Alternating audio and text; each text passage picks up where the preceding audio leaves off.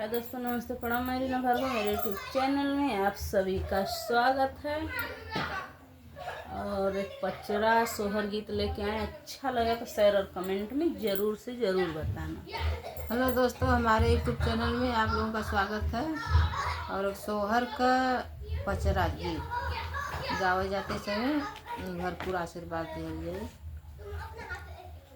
केतुआ कहाई तोहरी नाइया का केतुआ लुआइया लागली हो केवटा का हो बोझली तोहरी नाइया धीमे हो धीमे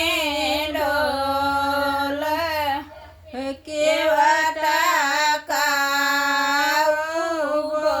बोझली तोहरी नाइया धीमे हो धीमे डोल।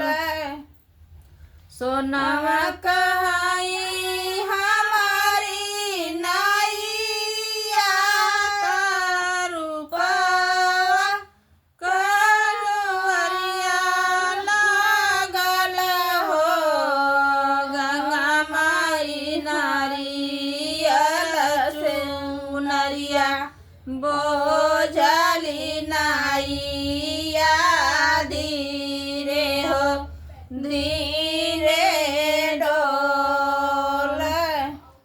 गंगा माई नारियल चुनरिया बोझली नाइया धीरे हो धीरे डोल।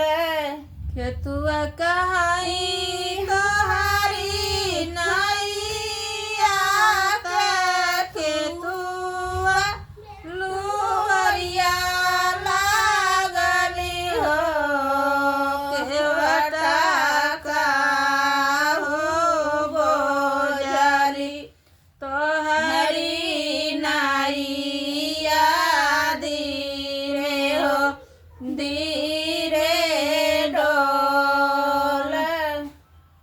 केवटा का हो बोझली तोहरी नाइया धीरे हो धीरे डोल। सोनवा कहाई हमारी नाइया रूपे का अनुअरिया लागल हो गंगा माई माला से बोलवा बोझली नाइया धीरे हो धीरे डोल। गंगा माई मालावा से बोझा बोझली नाइया धीमे हो धीमे डोल।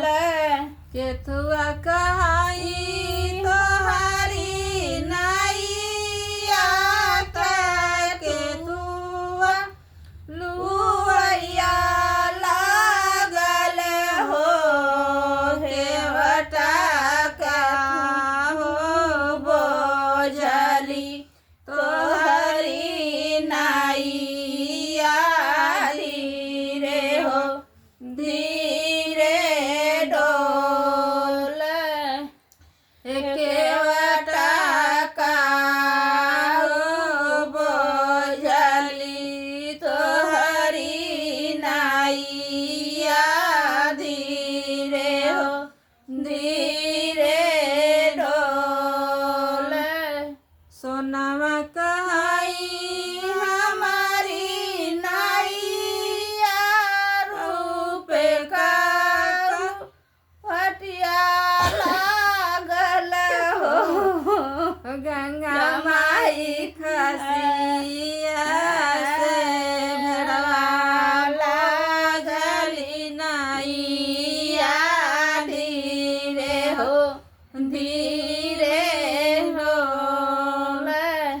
गंगा माई धरिया दाहिया बोझली नाइया धीरे हो धीरे डोल।